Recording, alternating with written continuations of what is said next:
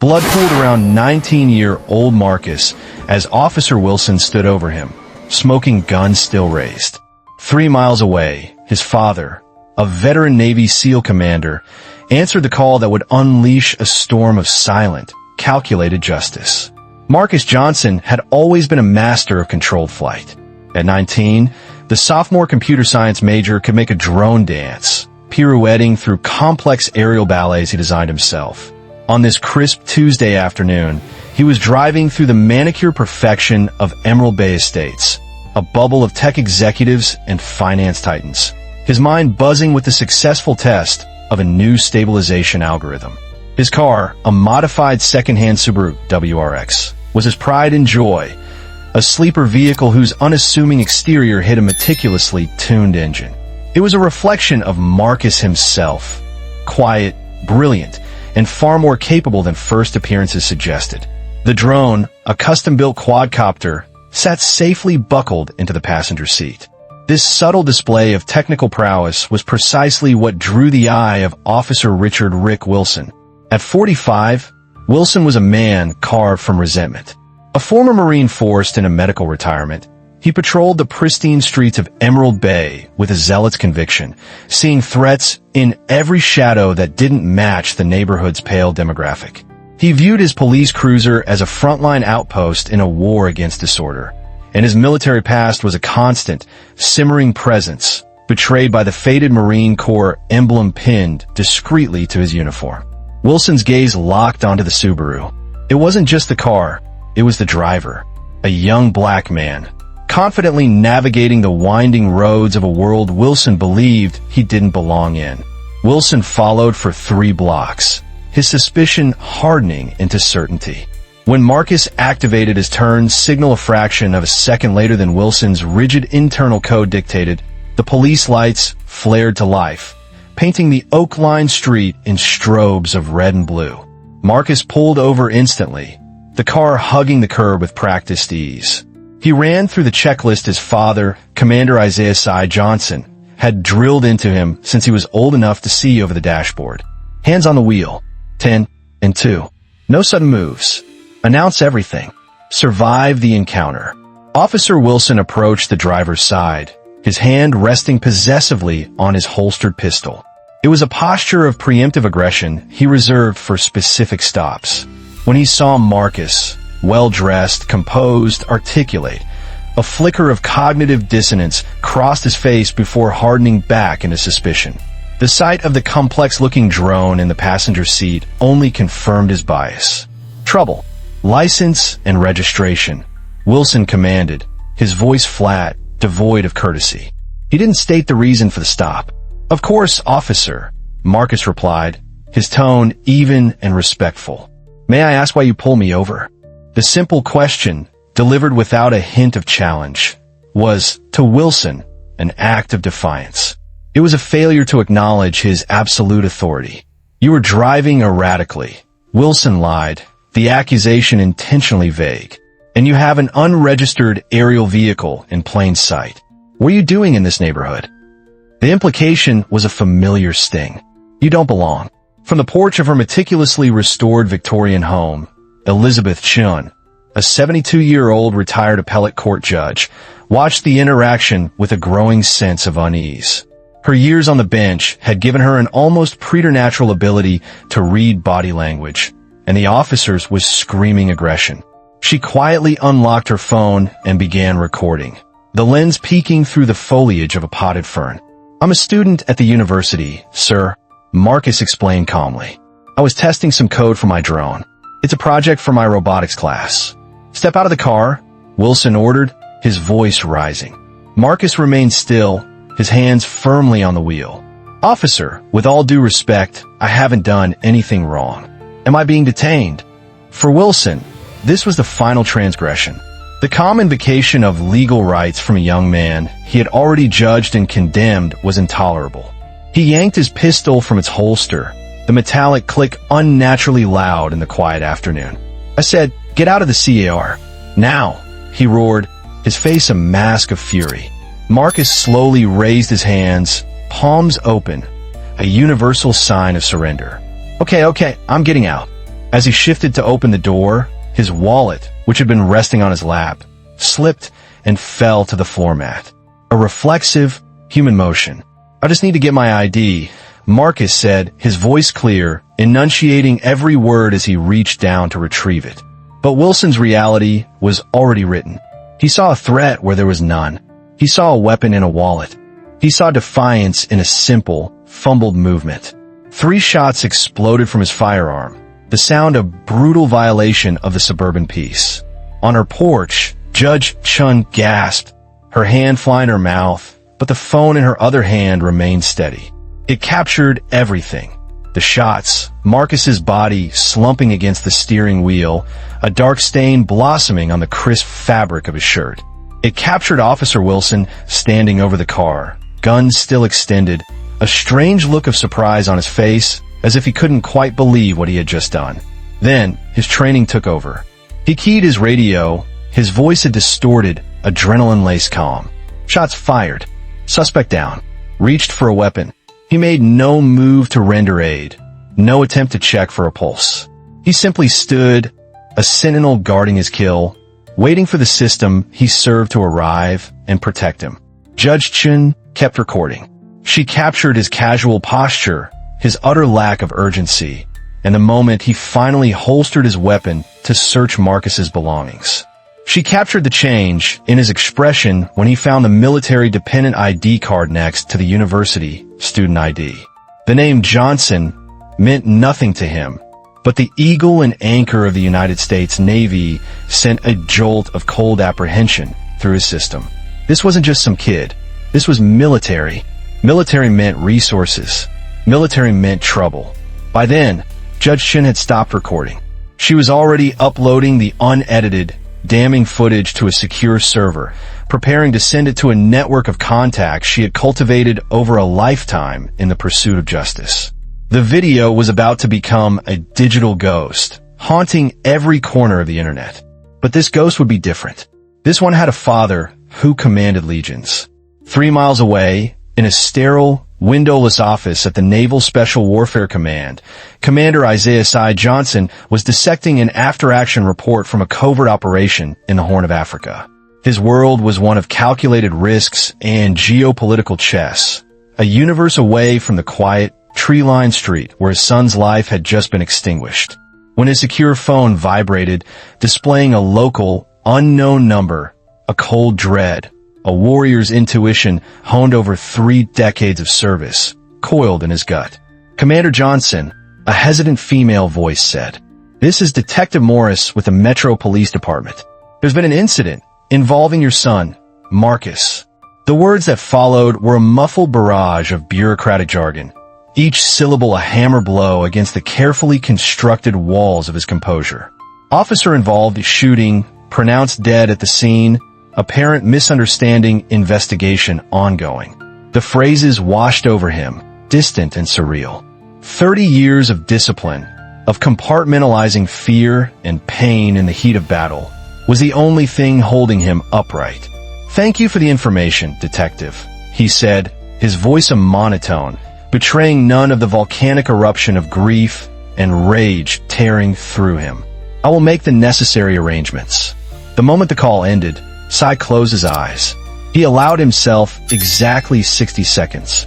1 minute to be a father, not a commander. In that sliver of time, a lifetime of memories cascaded through him. Marcus at 4, a tiny blur of limbs learning to swim. At 8, proudly wearing his father's oversized Navy cap, the brim covering his eyes. At 12, asking sharp, insightful questions about why the world seemed to treat them differently. At 16, the sheer terror and pride of that first driving lesson. And just 2 months ago, Marcus, beaming in his cap and gown, the future a limitless horizon. The timer on his watch beeped. The 60 seconds were over. Grief was a luxury he could not afford. Now it was time for war. Cy had risen through the ranks of an institution that hadn't always welcomed men like him. He had navigated the treacherous waters of institutional racism, his excellence a weapon that could not be denied.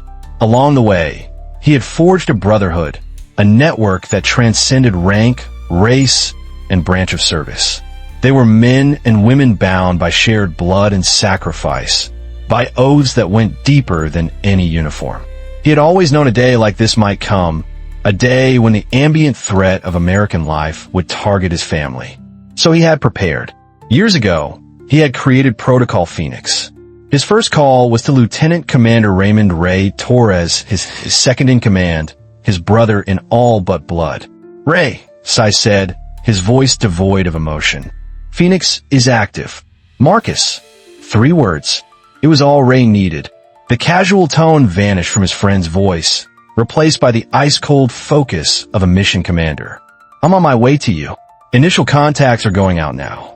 40 minutes for the first wave, Cy replied, already moving, his body on autopilot. "Set up at my house. Full kit." There were no condolences, no questions. That would come later, in the quiet moments after the battle was won. "Understood," Ray said.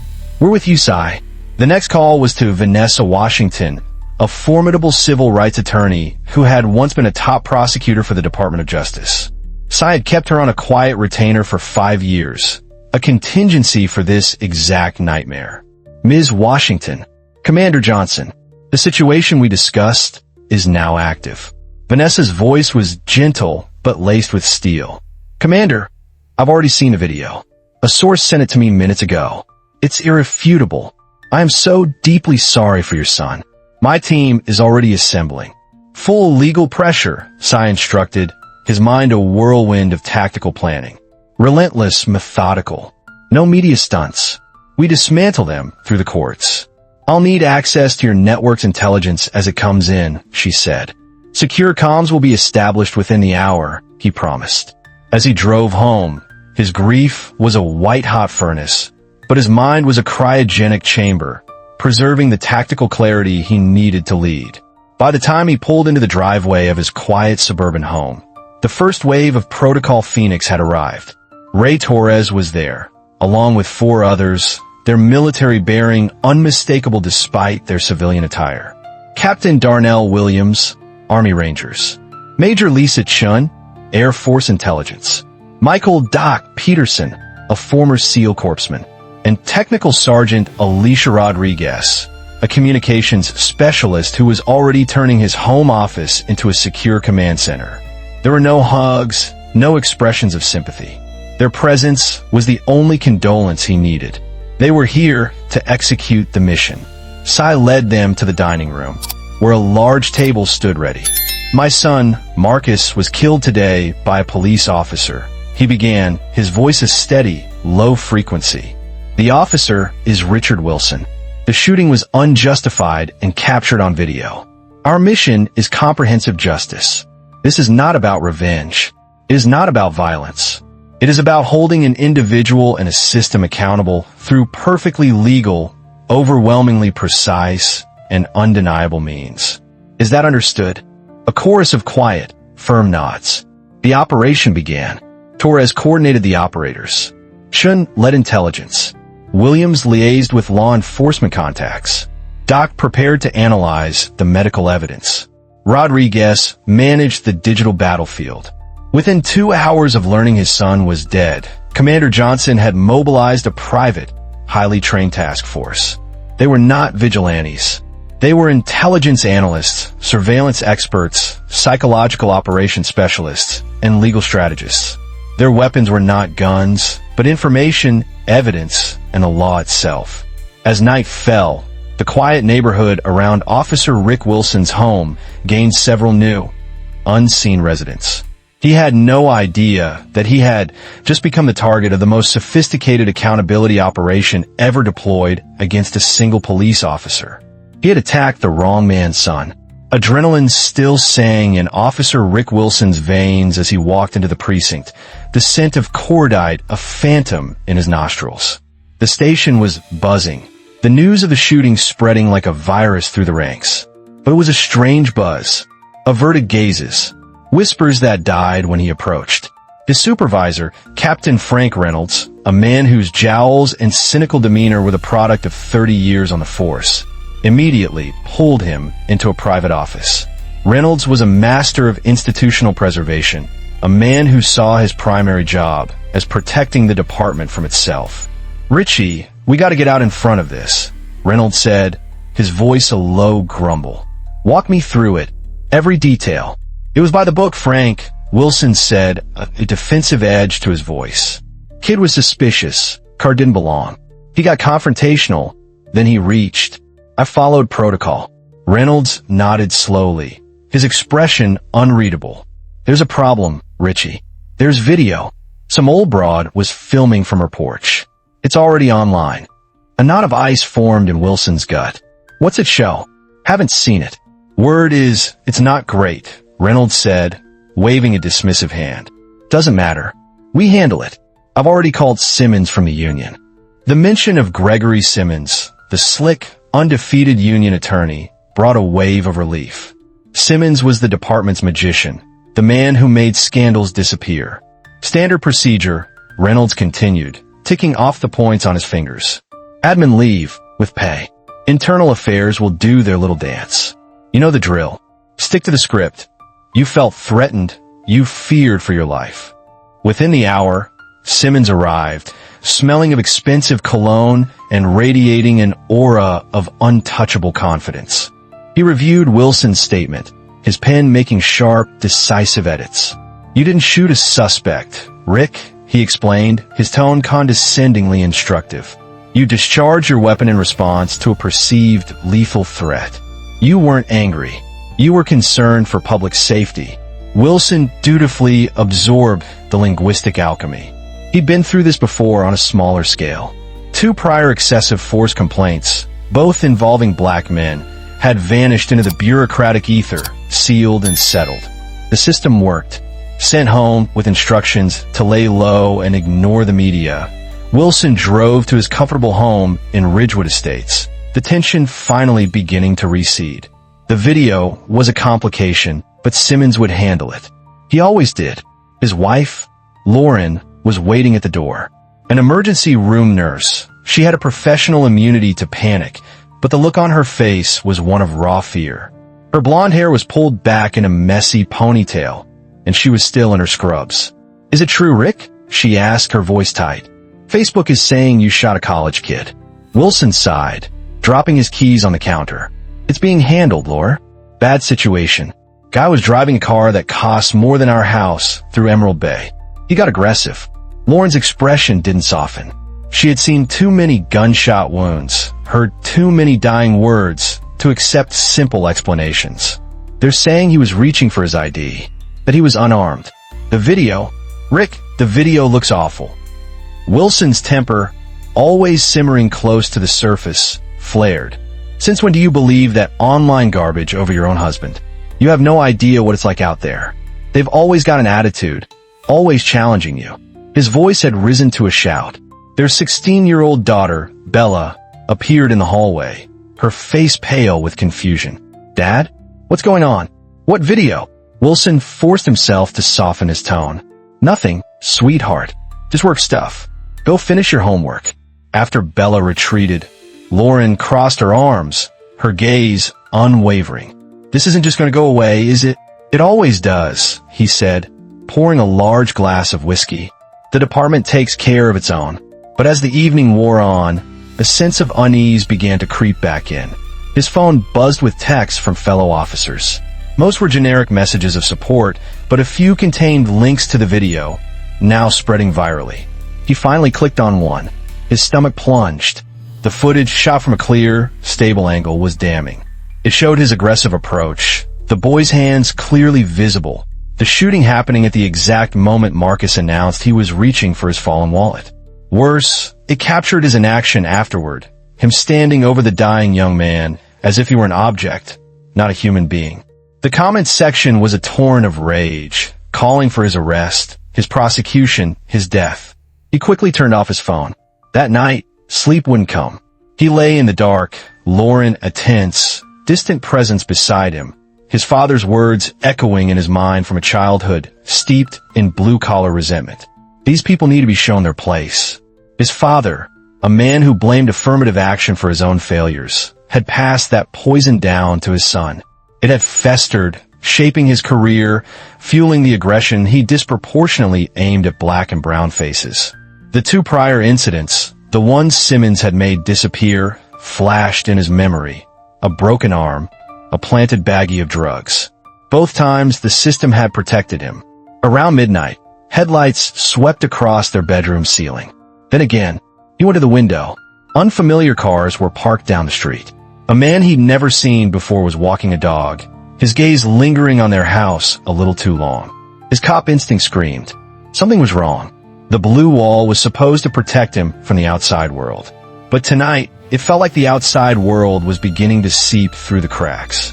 While Rick Wilson wrestled with the first stirrings of paranoia, Commander Johnson's dining room hummed with the quiet efficiency of a tactical operations center. The air was thick with the low murmur of encrypted communications and the clatter of keyboards. Protocol Phoenix was in full swing. Master Chief Gabriel Gabe Martinez, a man whose quiet demeanor belied 25 years of orchestrating complex special operations, coordinated the surveillance teams. Eyes on all approaches to the target's residence, Commander, he reported, his gaze fixed on a bank of monitors displaying live feeds from discreetly placed cameras. Team 2 is deploying the technical surveillance package now. We are ghosts. They had moved with breathtaking speed. Within hours, 3 houses on Wilson Street had been rented through shell corporations.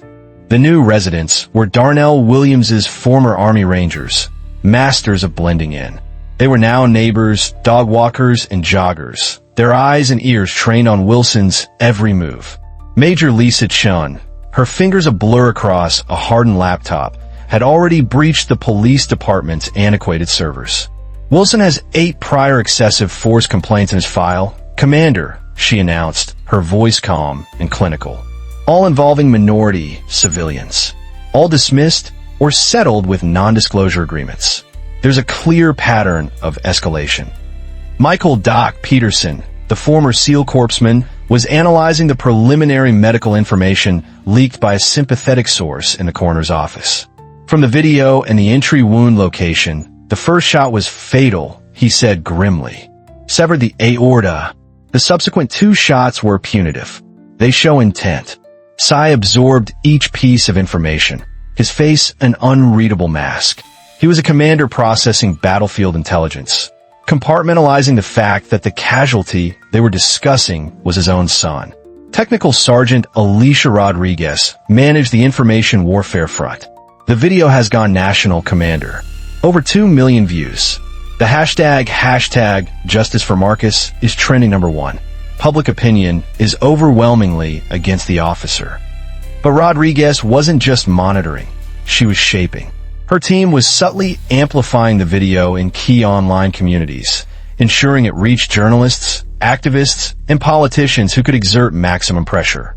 In a makeshift legal office set up in the guest bedroom, Vanessa Washington and her team of young, hungry lawyers were drafting motions and preparing for a legal blitzkrieg. We filed emergency motions to preserve all evidence, she briefed Sai via secure video link. The wrongful death suit is ready. It names Wilson, the department, the city, and the police union. We're not just going after the shooter, we're going after the entire ecosystem that created him. Lieutenant Commander Ray Torres was the operations central nervous system, managing the flow of personnel and resources. A psychological operations PSYOPs team, led by a former Army specialist named Marcus Rivera, was developing a campaign of nonviolent, non-illegal pressure. The goal is uncertainty and isolation, Rivera explained, pointing to a diagram on a whiteboard. We want him to feel constantly watched but never threatened. It erodes confidence, forces mistakes. The plan was subtle, a masterpiece of psychological manipulation. They initiated a series of random, silent phone calls to his house, timed at irregular intervals through the night to disrupt his sleep. They had operators join the neighborhood's private Facebook group, posting innocent questions about unfamiliar cars or people seen in the area. They even manipulated his smart home devices through unsecured Wi-Fi, causing lights to flicker and the thermostat to fluctuate. Each incident was minor, deniable, but together they created a tapestry of creeping paranoia. He'll feel the pressure. Torres said with a grim nod. But he'll never be able to prove a thing. At 0300, Cy stepped out onto his back porch, the cool night air a welcome shock. He looked up at the stars, the same indifferent constellations his son would never see again. Ray joined him, a silent, comforting presence. 20 years I've served with you, Cy, Ray said quietly.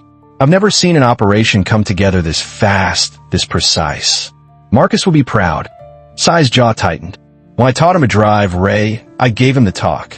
The one every black father has to give. Hands visible. No sudden moves. Yes, sir. No, sir. I told him it would keep him alive. His voice was a low, controlled rumble of pain. I was wrong. He did everything right, and that man still put 3 rounds in his chest. Ray placed a hand on his commander's shoulder, a rare breach of protocol that spoke volumes. Then we changed the system, he said, his voice firm. That's what this is about. Not just for Marcus. For all of them. By dawn, the silent hunt had intensified. Wilson's digital life was an open book to Lisa Chun. His finances, his online history, his private messages, all were being analyzed for weaknesses. Darnell Williams's contacts inside the department were feeding him a steady stream of internal chatter. The system that was supposed to protect Rick Wilson was being systematically and invisibly dismantled from the inside out. He was a man in a glass house, unaware that the walls were already starting to shatter. The video of Marcus Johnson's death was no longer just a viral clip. It had become a national obsession.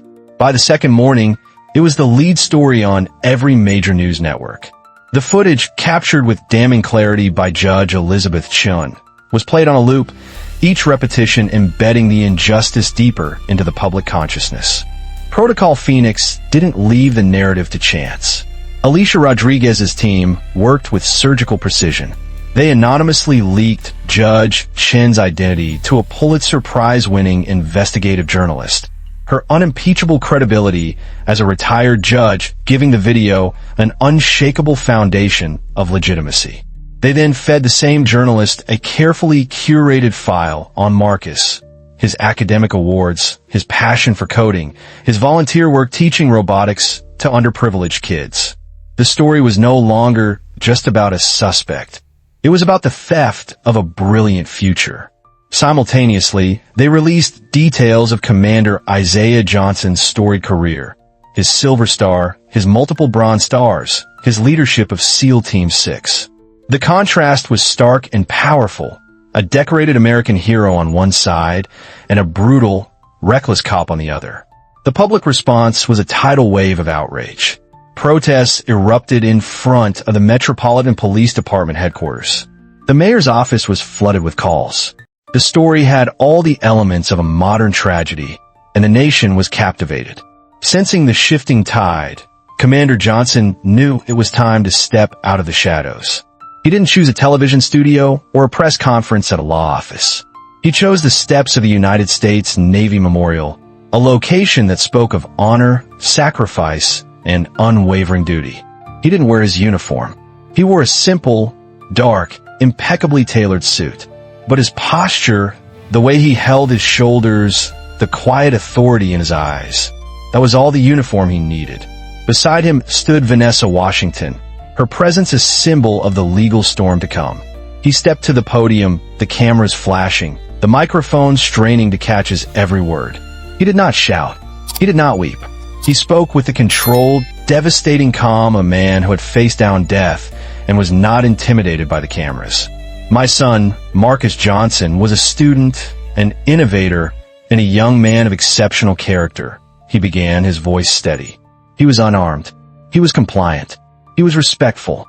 And he was executed during a traffic stop. He let the word hang in the air. Executed. I stand before you not just as a grieving father, but as an American who has served this country for 30 years. I have fought for the ideals of liberty and justice on foreign soil. I am now forced to fight for those same ideals here, at home, for my own son. He paused, his gaze sweeping over the assembled press. There will be protests. There will be anger. That is righteous. But my son's memory will not be honored by chaos. It will be honored by accountability. We will not be fighting this battle in the streets. We will fight in the courtroom. We will fight it with evidence. We will fight it with the truth. We will use the system to fix the system." Then, he did something that shattered the hardened hearts of even the most cynical reporters. He reached into his pocket and pulled out a worn, folded piece of paper. When Marcus was 10, he had to write an essay for school about his hero. "He chose me," Sy said, his voice cracking for the first and only time. He wrote that he wanted to be like me, to protect people. But he said he didn't want to use guns. He wanted to use code. He believed he could write programs that would make the world a safer, better place. He carefully refolded the paper and placed it back in his pocket. "Officer Wilson didn't just take my son's life. He took a future that might have helped us all. We will not rest until there is a full accounting for that loss. Not just for Officer Wilson, but for the department that trained him, the supervisors who failed to discipline him, and the union that protected him. The entire system will be placed on trial." He didn't take any questions. He simply nodded, turned, and walked away, leaving behind a stunned silence and a media narrative that was now irrevocably under his control. The storm had a face, a voice, and a mission, and it was coming for everyone who had a hand in his son's death. The shockwaves from Commander Johnson's press conference radiated through the city's corridors of power with the force of a controlled detonation. The mayor, a career politician adept at sensing which way the political winds were blowing, saw a hurricane on the horizon. His office, which had initially released a tepid statement about a thorough investigation, was now in full panic mode. The pressure wasn't just coming from a public.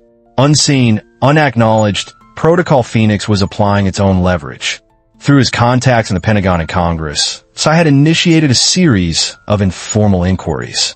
A quiet call from the chairman of the Senate Armed Services Committee to the governor, expressing deep concern over the death of a serviceman's son, had a cascading effect. The governor called the mayor. The mayor called the police commissioner. The message was clear. This was no longer a local police matter. This was a national issue with powerful people watching. Inside the Metropolitan Police Department, the blue wall of silence began to show hairline fractures. Darnell Williams's team activated their assets. Two young, reform-minded officers who had long been disgusted by the old guard culture embodied by men like Rick Wilson. They had seen him bully suspects, heard his racist jokes in the locker room, and knew his reputation for aggressive, unnecessary stops. Through an encrypted messaging app, they began feeding information to Williams. It wasn't just official complaints. It was the unwritten history. They provided names of other officers who had witnessed Wilson's misconduct. They detailed how Captain Reynolds had systematically buried complaints, often losing paperwork or intimidating victims into dropping their charges. This intelligence was a goldmine for Vanessa Washington. It allowed her to build a case not just against Wilson, but against the department for a pattern of deliberate indifference to his known behavior. Police Commissioner Harold Bridges, a political appointee with ambitions for a state-level office, saw his career flashing before his eyes. He agreed to a private, off-the-record meeting with Commander Johnson. They met in a neutral location, a private room at a downtown hotel. Sy was direct. He laid out a file on the table.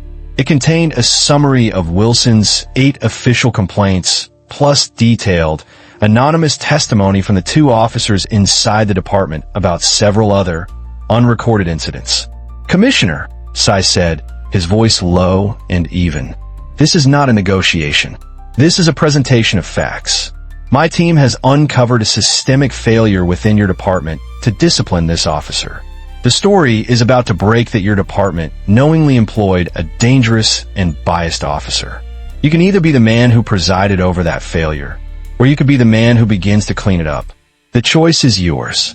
Bridges, a man accustomed to blustering his way through problems, was silent. He saw the checkmate. Johnson wasn't just a grieving father. He was a master strategist who had outmaneuvered him at every turn. "What do you want?"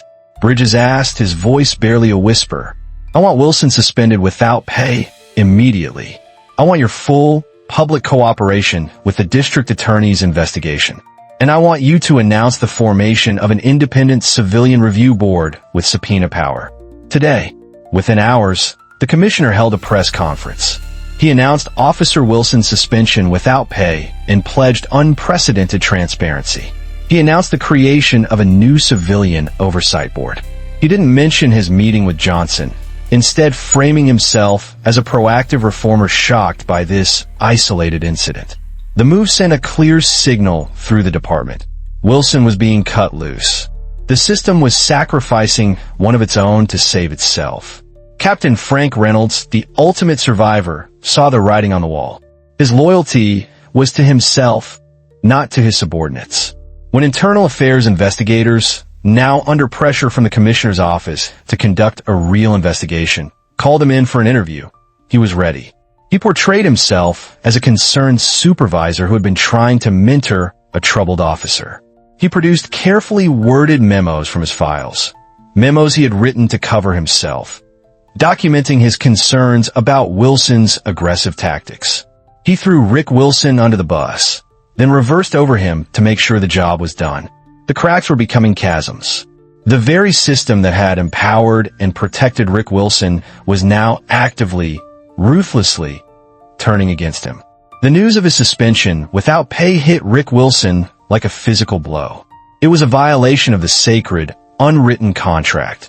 The department always protects its own. The union lawyer, Gregory Simmons, who had once radiated untouchable confidence, now sounded harried and defensive on the phone. "They're panicking, Rick," Simmons said. "The political pressure is off the charts. We're filing a grievance, but you need to lay low." But the worst was yet to come. An anonymous text from former colleague, one of the few who still dared to communicate with him, delivered the final, devastating betrayal. "Frank is talking, giving IA everything. Watch your back." Wilson felt a cold, sickening rage. Frank Reynolds, his mentor, his friend, the man who had shared drinks with him after every questionable arrest, the man who had taught him how to word reports to avoid scrutiny. He immediately called him. "Frank, what the hell is this?" Wilson demanded, his voice shaking. "I'm hearing you're cooperating."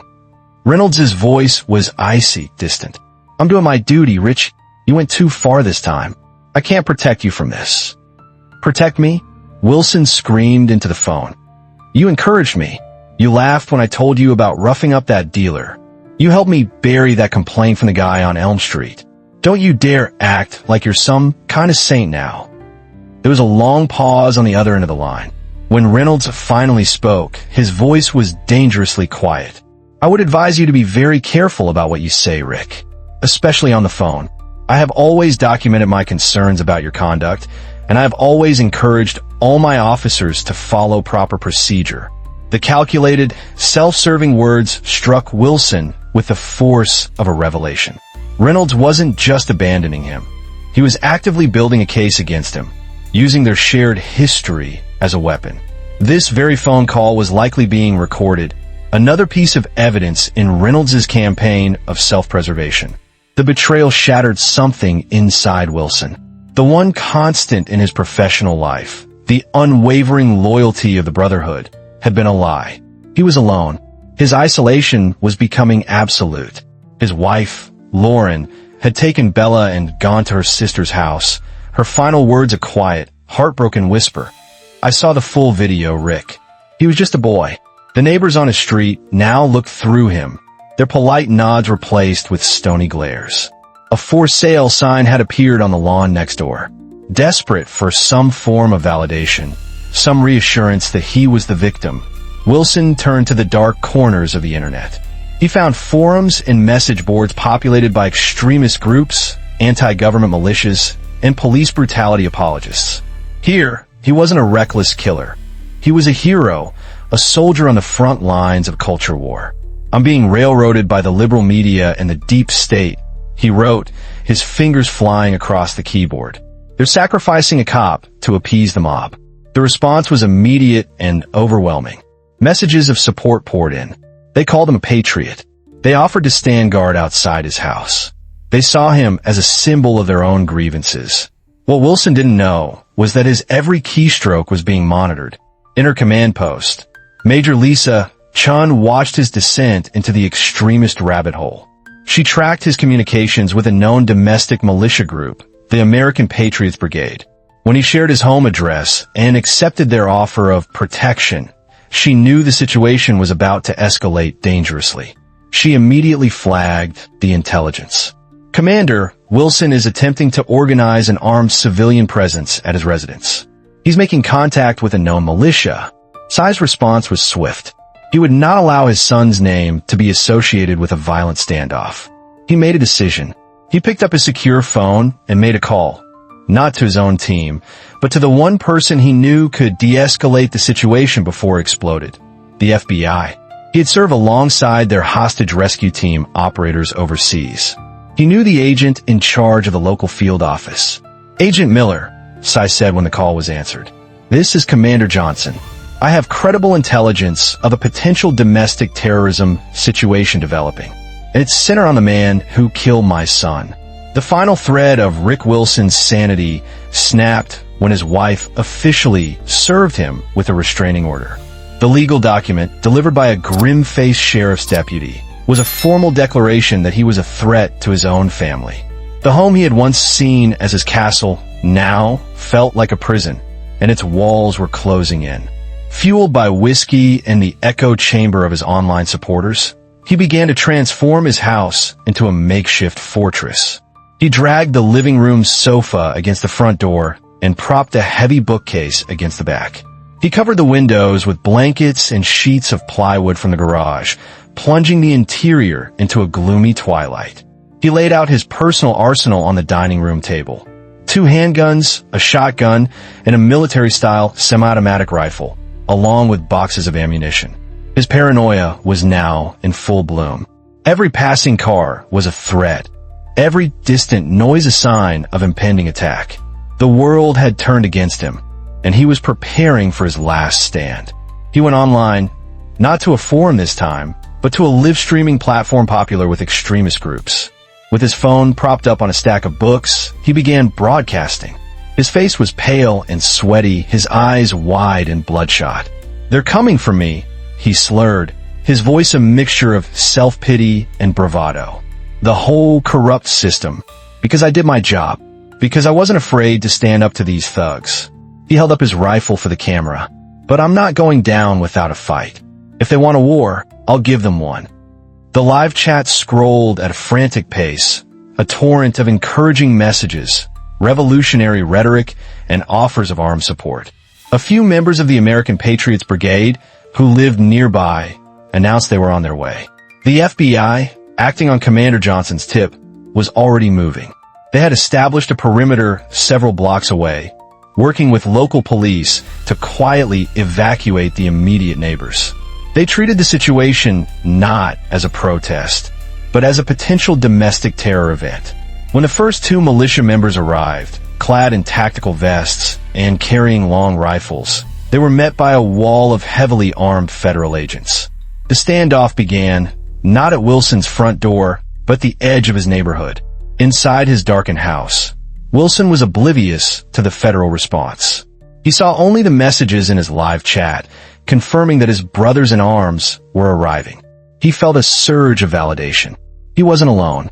He was a general commanding his troops. The grand jury subpoena arrived via email, a cold, official document informing him that he had been indicted for first-degree murder. He flashed it at the camera, laughing maniacally. "See? They're not even pretending anymore. This is a political assassination." His descent accelerated. He drank directly from the whiskey bottle, his rambling monologue becoming increasingly incoherent and violent. He talked about his time in the Marines, about the rules of engagement in a war zone, blurring the lines between a foreign battlefield and a suburban American street. He was a man cornered, stripped of his identity, his family, and the institution that had given his life meaning. All he had left was his anger and his guns. He was becoming the very thing he claimed to fight, a lawless, violent threat to the community. As night fell, the power to his house was cut. The sudden plunge into darkness was a terrifying shock. He fumbled for a flashlight, his heart hammering against his ribs. The silence that followed was even more unnerving. The final, desperate act was a phone call to his daughter, Bella. He managed to get through to her on her cell phone. "Bella, sweetheart, it's Dad," he said, his voice trying and failing to sound normal. "I need you to know that I love you. And everything I did to protect people.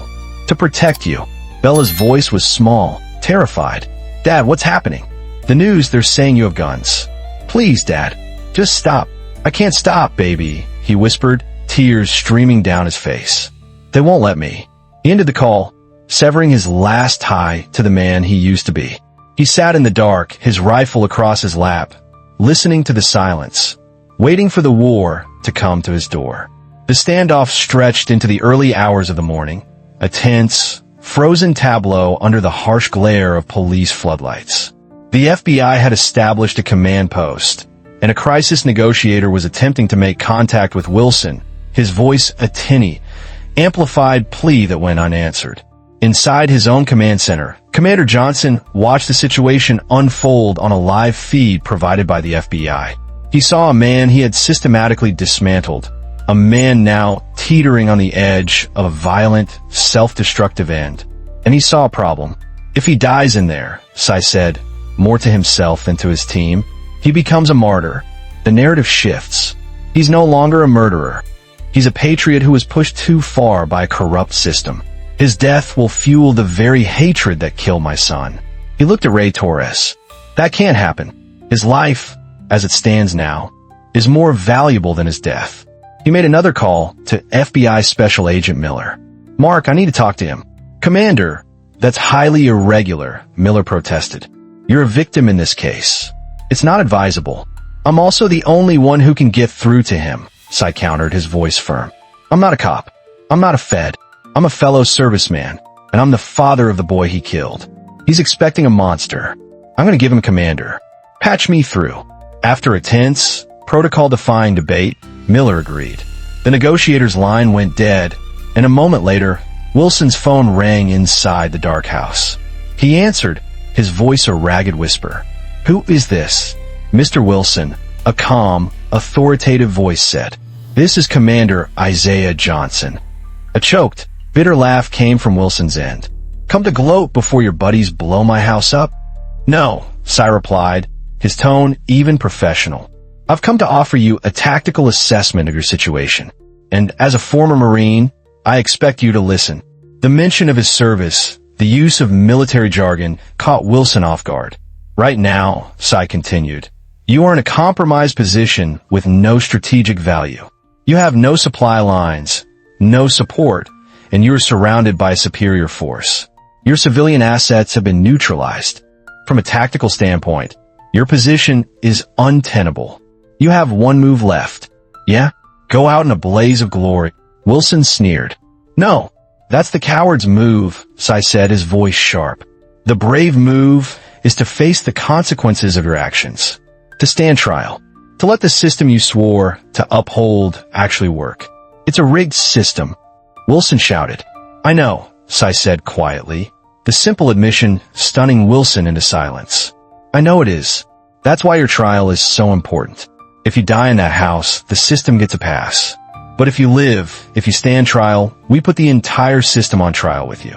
Your supervisors, your union, your department's policies. Your testimony, Mr. Wilson, could be the most powerful weapon we have for real change." He was reframing the narrative, offering Wilson not an escape, but a different kind of mission. A chance for a pathetic, meaningless death to be transformed into a life with a purpose, albeit a grim one. "Why would you do this?" Wilson asked, his voice cracking. "I killed your son." Sy paused, the silence stretching for a long, heavy moment. "Because my son believed in building things, not destroying them. And justice is something that has to be built brick by painful brick. Your death is just more destruction. Your testimony, that could be a foundation." He let the idea sink in. Then he played his final card. He wasn't just a commander. He was a father. "I spoke to your daughter, Mr. Wilson. She's a good kid. She's terrified she's going to watch her father die on national television. You have a choice. You could be the monster she's seeing on the news, or you could be the father who, in the end, chose to face his mistakes. The choice you make in the next 5 minutes will define her memory of you for the rest of her life." He said nothing more. He had laid out the tactical reality and the human stakes. The choice was now Wilson's. Inside the dark house, Rick Wilson sat with his rifle in his hands, the commander's words echoing in the silence. He looked at the barricaded door, at the weapons, at the empty whiskey bottle. He saw the pathetic, squalid end he had built for himself. Then he thought of Bella. He picked up the phone. "Tell me what I need to do," he said, his voice hoarse. The war was over. The trial of Richard Allen Wilson was a 3-week public dissection of a man, a department, and a system. Vanessa Washington was masterful, a legal predator in her element. She didn't just prosecute Wilson. She prosecuted the culture of impunity that had created him. The most damning piece of evidence came from an unexpected source: the black box data recorder from Marcus's Subaru. A feature Marcus himself had been programming. It not only captured video, but also high-fidelity audio inside the cabin. The jury heard all. They heard Marcus's calm, respectful voice. They heard Wilson's escalating aggression. And, in the split second before he opened fire, they heard him mutter a vicious, racist slur under his breath. It was the irrefutable proof of motive, the final nail in the coffin of the feared-for-my-life defense. Former Captain Frank Reynolds testified for the prosecution, a pathetic figure trying to save his own skin, his testimony painting a clear picture of a department that ignored and even encouraged Wilson's behavior. The 2 young officers who had fed information to Protocol Phoenix also testified, their faces concealed for their own safety, their voices detailing the toxic locker room culture. Wilson himself took the stand, a shadow of the arrogant officer he had once been. On the advice of his beleaguered public defender, he expressed remorse, but it was a hollow, self-serving performance that convinced no one. When the jury foreman stood to deliver the verdict, the courtroom was silent, holding its collective breath. On the charge of murder in the first degree, we the jury find the defendant, Richard Allen Wilson, guilty.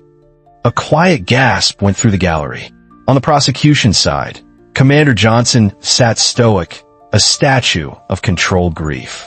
He felt no triumph, only a profound, aching emptiness. At the sentencing hearing, he was given the opportunity to deliver a victim impact statement. He stood before the judge, not in a suit, but in his full dress uniform, his chest a constellation of medals earned in service to the nation that had failed his son. He looked directly at Wilson. "My son, Marcus, was not a threat," he said, his voice clear and strong. He was a promise of a brighter, more intelligent, more compassionate future. When you took his life, you did not just kill a boy, you stole a future. He paused, letting the weight of his words settle. But this tragedy is not his alone. It belongs to a system that mistakes arrogance for authority and prejudice for procedure. It belongs to a department that values silence over integrity. My son's death cannot be just another statistic, another hashtag that fades with the next news cycle. He then turned his attention to the judge. "I do not ask for vengeance. Vengeance is an emotional response. I ask for justice. And justice, in this case, is not just a sentence for this man. It is a catalyst for change. The sentence you hand down today will send a message. It will tell every officer who wears a badge whether their oath is a sacred trust or a convenient shield." The judge sentenced Richard Wilson to life in prison without the possibility of parole. But the verdict was only the beginning. The civil suit filed by Vanessa Washington resulted in a landmark settlement from the city. It was one of the largest in history for a police misconduct case. But Sy refused to take a penny for himself. The entire sum was used to establish the Marcus Johnson Foundation for Systemic Change. The foundation's first act was to draft and lobby for a new piece of state legislation. They called it the Marcus Act. The Marcus Act was a radical piece of legislation. It mandated a complete overhaul of police hiring, training, and accountability practices. Its most controversial and impactful provision was the requirement for all law enforcement applicants with prior military service to undergo a rigorous psychological evaluation, specifically designed by military psychologists to screen for unresolved trauma, PTSD, and ingrained battlefield mentality that was unsuitable for civilian policing. It also created a statewide database to track all officer misconduct complaints, making it impossible for officers like Wilson to simply move to another department with a clean slate. The police unions fought it tooth and nail, calling it an attack on veterans and an infringement on their rights. But the political will, fueled by public outrage and the quiet, relentless pressure from Commander Johnson's network, was too strong. 1 year after Marcus's death, the governor signed the Marcus Act into law. The foundation, led by a now-retired Commander Johnson, became a national force. Ray Torres served as its executive director. Lisa Chun headed a data analysis division that used artificial intelligence to identify at-risk officers and departments across the country. Darnell Williams developed new de-escalation training programs based on military accountability models, which were soon adopted by police academies nationwide. The changes were slow, painful, and met with resistance at every turn. But they were real. Frank Reynolds, the former captain, was indicted on charges of perjury and obstruction of justice for his role in the cover-up. His career ended in disgrace, his pension stripped. 6 months after Wilson began his life sentence, Commander Johnson did something that shocked everyone on his team.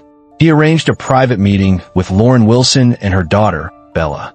They met in a sterile conference room at the Foundation's offices. Lauren was tense, defensive, her arm wrapped protectively around her daughter. "I asked you here," Cy began, his voice gentle, "because this tragedy has more than one victim. My foundation has established a scholarship fund for the children of families impacted by police violence. That includes the families of incarcerated officers. Bella is eligible for a full college scholarship, should she choose to accept it." Lauren stared at him, her eyes wide with disbelief. "Why? Why would you help us?"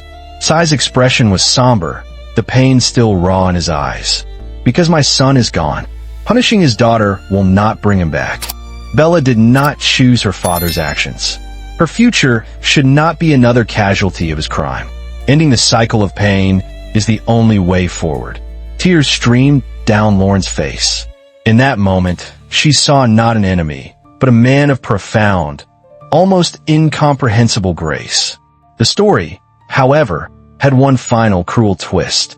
While reviewing applications for one of the Foundation's new youth mentorship programs, Cy came across a letter of recommendation for a local high school student.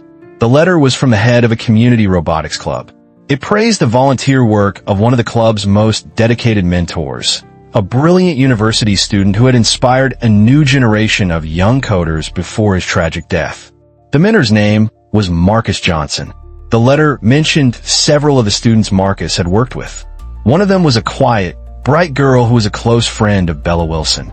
The revelation hit Cy with the force of a physical blow. He sat alone in his office late that night, staring at a photo of Marcus, laughing as he helped a group of teenagers assemble a robot. The bitter irony was almost too much to bear. The man who had killed his son had destroyed a life that was, through a few degrees of separation, enriching the life of his own daughter's friends. But in that bitter truth, Cy found a renewed, fiercer purpose. The Foundation's work was no longer just about policy and reform. It was about connection. It was about proving that the world Marcus had believed in, a world where technology and compassion could build bridges, was still possible. 1 year to the day after Marcus's death, Isaiah Johnson did not go to the cemetery. Instead, he attended the signing ceremony for the Marcus Act at the state capitol. He stood in the back of the room, a quiet observer, as the governor, flanked by legislators, praised the new law as a new era of police accountability. They spoke of justice, of reform, of healing. After the ceremony, as the politicians posed for cameras and shook hands, Cy slipped out a side door. He drove not to his son's grave, but to a scenic overlook on a hill just outside the city, a place Marcus had loved. It was where he used to fly his drones, capturing stunning footage of the landscape below. He sat on a bench overlooking the sprawling metropolis, the setting sun painting the sky in hues of orange and purple. He pulled out a tablet. On the screen was the last video Marcus had ever sent him, a breathtaking, high-speed flight through the city's canyons of glass and steel, the drones swooping and diving with an artist's grace, all set to a soaring orchestral score. It was a vision of the world through his son's eyes, full of beauty, potential, and boundless freedom. Watching it, Sai felt no sense of victory, no closure from the legal battles won and the laws passed. The justice he had so meticulously engineered felt like a complex, elaborate monument built around a hollow, empty space. The hole in his life, the wound left by his son's absence, remained. It was a wound that no law, no settlement, no conviction could ever heal. He had won the war, but he had already suffered the only loss that mattered. The system had been held accountable, but the price had been his entire world. As the last light of day faded and the city lights began to twinkle below, he knew his work was not done. It would never be done. The fight for a world where no other father would have to stand on a hill and watch a video to remember his son's dreams was a fight that would last the rest of his life. Did Richard Wilson deserve the life sentence he received, or was there a better way to achieve justice? Comment below with your thoughts on appropriate consequences for police misconduct. Like this video if you believe Commander Johnson's strategic, methodical approach to fighting systemic injustice offers valuable lessons for real-world reform. Subscribe to our channel for more powerful, true stories that explore complex issues in our society. Share this video with someone who needs to understand how accountability can be achieved through intelligence and determination rather than violence. Thank you for joining us for this painful but important journey through one father's quest for justice. May we all find the courage to stand against injustice wherever we encounter it. This powerful narrative reveals how institutional protection can shield those who abuse power until confronted by an equal or greater force. Commander Johnson's strategic response demonstrates that fighting systemic injustice requires more than emotional reactions. It demands methodical, coordinated action through legal channels. The story illustrates how racism in policing persists not because of bad apples, but through systems designed to protect officers regardless of misconduct. Johnson's approach shows that accountability can be achieved without sacrificing principles or resorting to vengeance. His decision to save Wilson's life, despite his justified anger, highlights that true justice focuses on systemic change rather than personal retribution. The stark contrast between Marcus's treatment and the protection Wilson initially received exposes the racial disparities in our justice system. Most importantly, this story teaches us that preparation, resources, and strategy matter in confronting entrenched power. The commander's contingency plan succeeded because he anticipated the threat and built a network ready to respond. For marginalized communities, this suggests that collective organization, strategic thinking, and leveraging institutional knowledge are essential tools in the fight for justice and accountability. What would you do if faced with injustice against someone you love? Would you have the strength to pursue accountability through proper channels like Commander Johnson, or would rage consume you? In the comments below, please start your response with the word respect and share your thoughts. If this story moved you to think differently about justice and accountability, please hit that like button to help others find this important narrative. Subscribe to our channel for more powerful stories that challenge how we think about race, justice, and the systems that shape our society. Share this video with someone struggling to understand why police accountability matters. Sometimes the most powerful way to change hearts is through stories rather than statistics.